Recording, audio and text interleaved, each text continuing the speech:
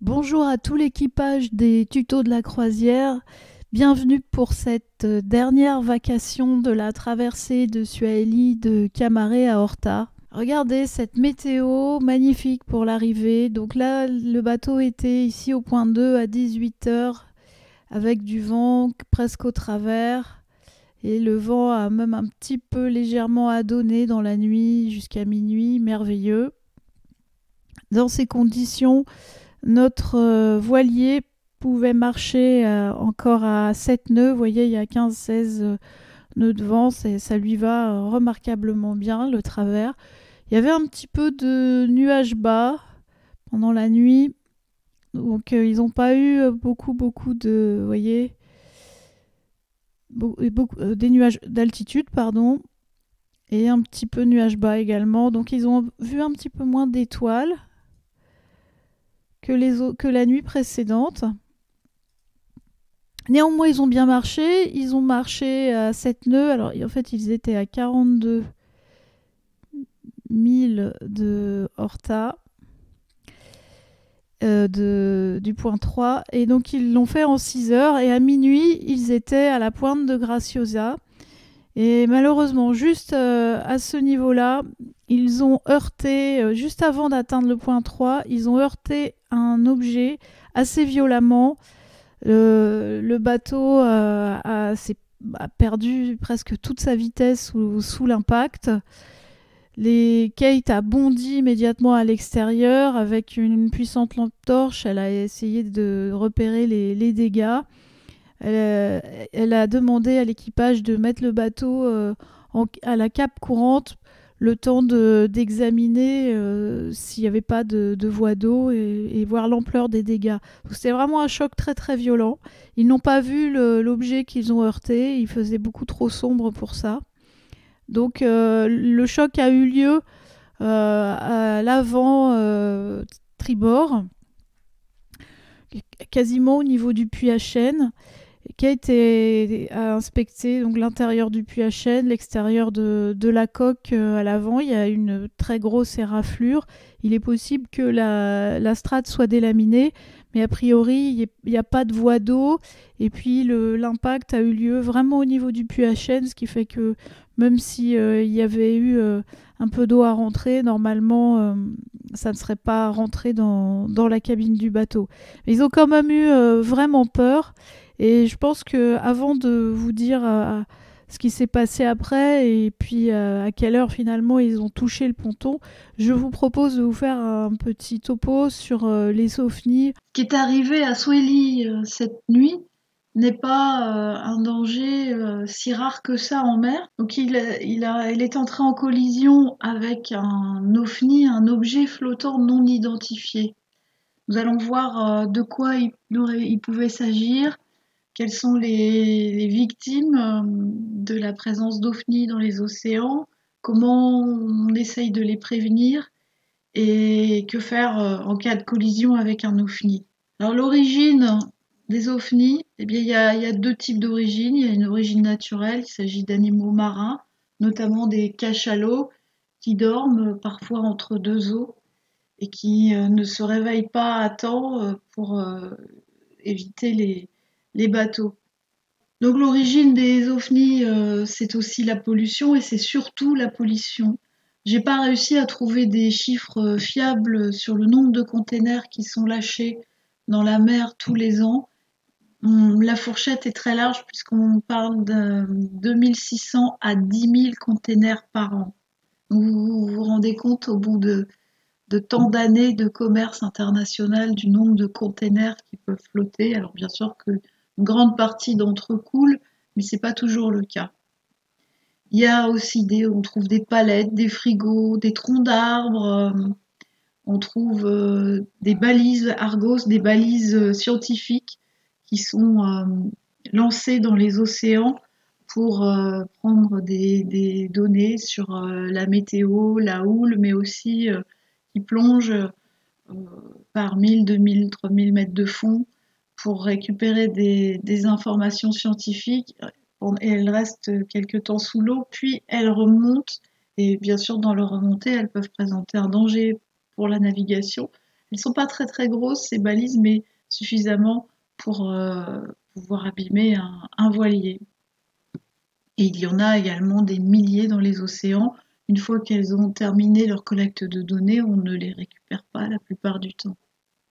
Alors avant de parler des victimes, des voiliers, des navires, il faut savoir que dans cette histoire de collision, certes, nous marins prenons le risque de couler, mais les animaux marins portent un lourd tribut à ce type de collision et ils sont blessés, ils peuvent être tués et ils sont sans doute très très nombreux à perdre la vie dans ce type de collision plus que, plus que les marins. C'est une vraie question écologique, la question des ovnis, au-delà de la sécurité en mer. Il y a la pollution et il y a la mort d'animaux marins directement par collision avec les navires. Alors les victimes, on en entend énormément parler quand il y a de grandes courses.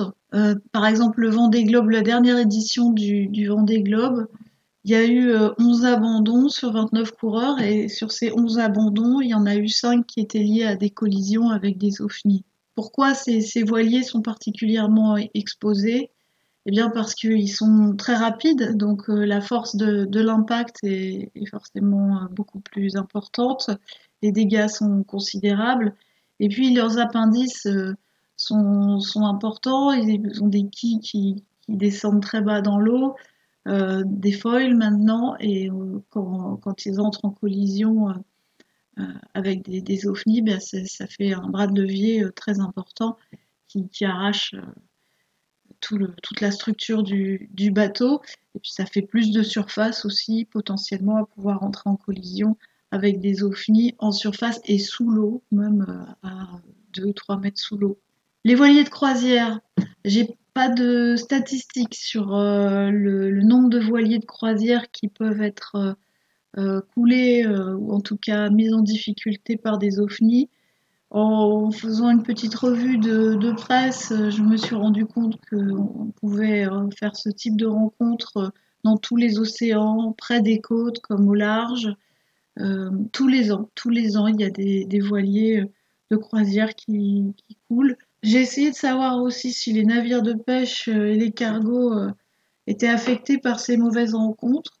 Pour les cargos, ils sont plus à l'origine que victimes de ce phénomène. Les navires de pêche, les petits navires de pêche semblent parfois rencontrer effectivement des ovnis. J'ai vu quelques témoignages sur Internet, mais probablement que les bateaux qui sont les plus affectés par ces rencontres-là, ces mauvaises rencontres, ce sont bien des voiliers qui sont plus fragiles que les autres navires. Alors comment prévenir la rencontre avec les ovnis? Alors il n'y a pas énormément de possibilités.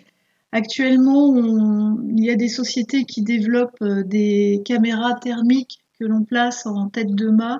Ces caméras sont censées déterminer par la différence de température, la présence d'objets à la surface de l'eau. Elles sont par contre pour l'instant pas capables de déterminer la présence d'objets qui seraient un petit peu immergés à, je sais pas, quelques dizaines de centimètres ou 1 mètre sous l'eau. Elles coûtent extrêmement cher. On parle de 20 000 € pour la pose de ce type de matériel.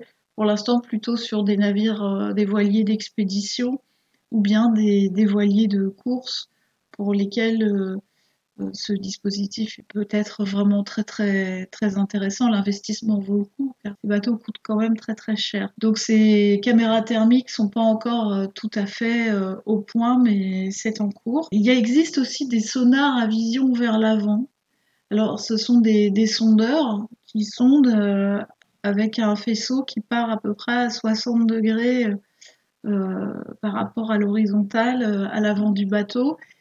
Mais ces sonars sont conçus pour chercher un endroit où mouiller dans une zone qu'on connaît mal, qui est mal cartographiée, pour éviter une collision avec le fond. Ils sont surtout utiles à faible vitesse.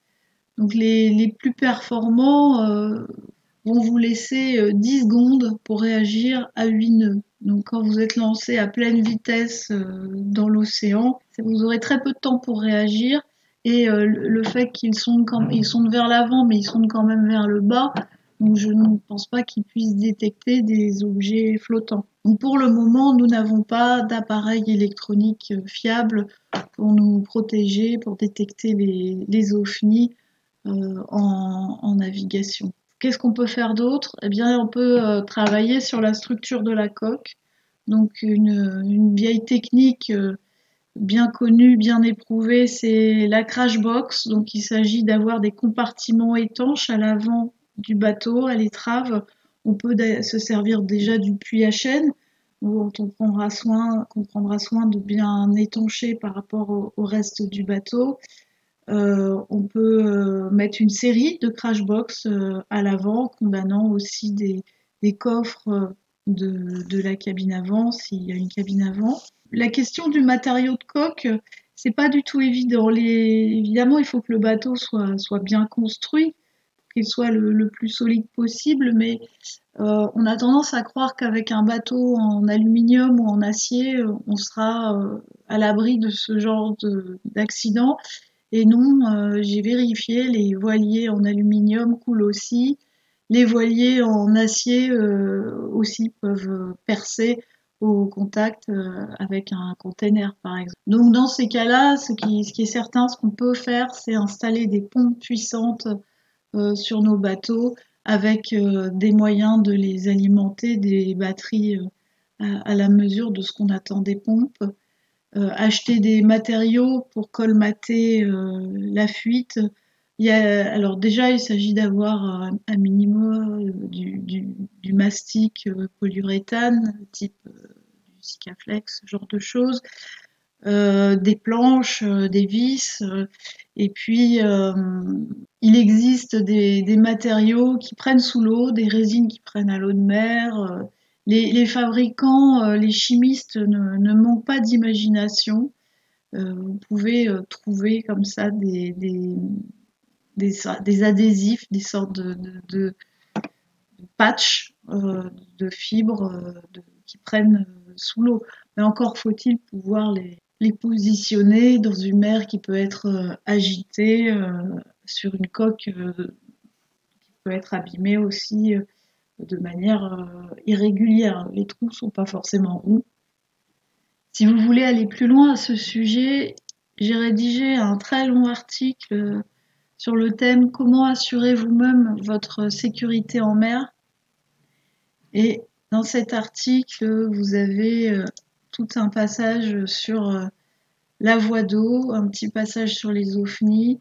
J'ai trouvé une vidéo qui recense tout ce qu'il s'agirait de faire en cas de collision, si on voit de l'eau rentrer dans le bateau, comment faire l'inventaire de toutes les sources de voie d'eau possibles, les moyens d'assèchement et réparer la coque en mer. C'est vraiment important de se renseigner sur ce type de sujet avant de prendre la mer. Au moment où ça vous arrive, vous avez forcément moins de... Vous pouvez avoir les idées moins claires dans la mesure où vous avez peur. Il faut réagir vite. Donc si vous y avez pensé avant, si vous savez où vous avez stocké le matériel qui peut vous aider à sauver votre bateau, vous augmentez vos chances de survie. Et lire des exemples aussi des récits de personnes qui ont fait ces mauvaises rencontres peut vous inspirer. J'ai le souvenir d'un récit où le skipper expliquait qu'il avait carrément installé une pompe de cave dans son bateau qu'il alimentait avec un convertisseur 12-220. Alors je suppose qu'il avait des batteries derrière quand même assez puissantes, mais il avait, disait-il, de quoi les faire tenir 1 heure. Et effectivement, il a eu à faire face à une collision avec un ovni et ça lui a laissé la possibilité de sauver son bateau, de colmater la fuite, puisque les batteries ont pompé pendant 1 heure 10 tonnes d'eau qui sont rentrées et ressorties de son catamaran pendant 7 heures. Donc ça fait réfléchir. J'ai aussi un ami qui courait l'Ostar il y a quelques années sur un voilier en bois et il a heurté également un ovni. Il ne saura jamais ce que c'est. Il a eu une voie d'eau sur le côté. Euh, il n'a pas réussi à la colmater en mer, mais elle était très légèrement au-dessus de la flottaison. Et donc il a fait demi-tour, il a réussi à rentrer sur l'Irlande sur un seul bord de près, avec les pompes de cale en route et en priant pour que ses batteries tiennent le coup jusqu'à l'arrivée au port. C'était quand même extrêmement limite, c'est dans une mer très très formée. Alors en cas de collision, justement, qu'est-ce qu'on peut faire? En cas de collision, bien évidemment, la première chose à faire, c'est d'essayer de contenir la voie d'eau. Donc, on allume toutes les pompes électriques. On met le moteur en marche aussi pour alimenter les batteries. Si vous avez une pompe attelée au moteur, eh ben, ça va la déclencher aussi. L'eau ne doit pas monter. En fait, vous allez pouvoir jauger la situation, votre capacité à ramener le bateau et à la possibilité de le réparer à ce critère-là. Si vous arrivez à faire en sorte que l'eau ne monte plus, le niveau d'eau ne continue pas de monter dans le bateau, ça vous laisse le temps de réparer. Donc après, on l'a vu, il faut réparer avec le matériel dont je viens de parler. Et si vraiment ça marche pas, eh bien il faudra quitter le navire. Vaut mieux pas attendre le dernier moment pour ça. Donc en utilisant la règle des triple A, c'est-à-dire on alerte les secours, on attend dans la survie, et puis on fait en sorte de pouvoir être repéré, d'être aperçu par les secours. Voilà pour les ovnis. J'espère que ça va pas vous empêcher de naviguer, mais c'est vrai que il vaut mieux être au courant avant de prendre la mer des différents dangers qui nous guettent. On adore naviguer, nous n'avons qu'une hâte, c'est de retourner sur l'eau au plus vite, mais pour autant, il ne faut surtout pas négliger notre sécurité. Nous avons laissé l'équipage à minuit à la cape devant Graciosa. Il leur a fallu à peu près une demi-heure pour s'assurer que le bateau pouvait reprendre sa route sans problème. Et donc ils sont repartis à minuit et demi vers Sao Jorge au point 4. Donc ils commençaient à voir quelques lumières, les lumières de Santa Cruz de Graciosa. Le vent a molli un petit peu, ce qui fait qu'ils n'avançaient plus qu'à 6 nœuds 5. Vous voyez, entre le point 3 et 4, on n'a plus qu'entre 11 et 13 nœuds de vent. En plus, ils étaient un petit peu refroidis. Personne n'a réussi à se rendormir et ils sont tous restés réveillés pour le reste de l'arrivée. Ce qui fait qu'ils sont arrivés au point 4, ici, à 6 nœuds 5. Ils ont couru les 23 000 en 3h30. Il était donc 4h du matin quand ils se trouvaient ici à la pointe de Saint-Georges. Il leur restait encore 19 000 à faire avant d'atteindre l'entrée de Horta, ici. Alors plus exactement ici, hein, puisqu'à partir il n'y a pas de raison de rallonger la route. À partir de là, forcément, ils ont touché moins de vent, mais là, ils sont quasiment arrivés. Ils ont donc parcouru ces 19 derniers milles à 6 nœuds. Le vent avait encore un peu molli. Ils ont donc mis 3h10 très exactement pour parcourir 19 000 à 6 nœuds, ce qui fait qu'à 7h10, ils étaient là, devant la baie de Horta. Il était donc 7h10 en heure française, mais seulement 5h10 aux Açores. Il faisait encore bien nuit. Le port de Horta est très très bien éclairé. Donc ils voyaient parfaitement les phares de la digue. Ils ont mis le moteur, ils ont commencé à affaler les voiles, à sortir les pare-battages, le temps de se préparer, d'accoster. Il restait 1 mille et demi. On peut penser qu'ils ont marché à 5 nœuds puis à 3 nœuds à la fin. En gros, à une moyenne de 4 nœuds, 1 mille et demi, ça fait 22 minutes. Donc j'ai calculé ça le plus précisément possible, et ce qui fait que Sueli a accosté au ponton à 7h32 française, 5h32 heure des Açores. L'équipage était bien fatigué, bien content d'arriver aussi. Kate a hâte que le jour se lève pour pouvoir examiner de plus près la coque et voir vraiment si le bateau a été abîmé. Vous êtes nombreux à avoir participé au petit concours qui permet de gagner une bouteille de rhum. Ça a été un crève-cœur de ne pas pouvoir tous vous offrir une bouteille. Ça aurait été très sympa, mais c'est pas possible. Donc j'ai récupéré vos réponses et vous êtes 3 à avoir donné comme heure d'arrivée 7h30. Donc bravo, et bravo à tous les autres. Vous étiez très nombreux à être très très près en fait de ces 7h30. Après, on sait très bien que la manière dont on fait les calculs là n'est pas à l'heure près quand même. Donc bravo pour vos estimations à tous et pour l'effort que vous avez fait aussi de répondre. Bravo d'avoir suivi tous ces tutos. Et puis on se retrouve pour le tirage au sort dans mon jardin, puisqu'il n'est pas possible de le faire à bord d'un voilier.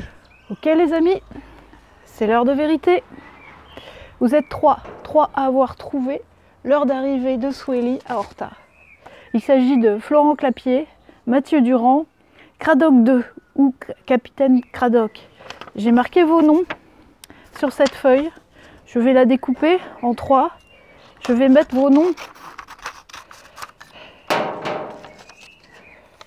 repliés dans ce bol au nom des tutos de la croisière.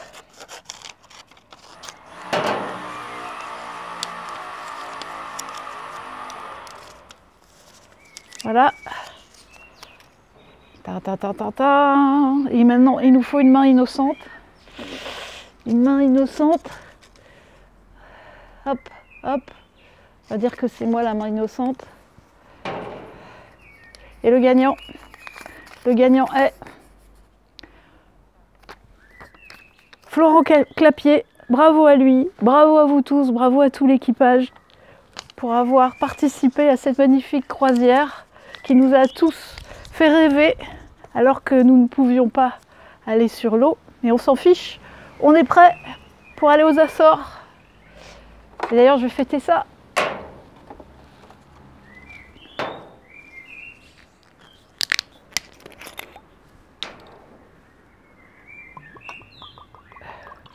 À la vôtre!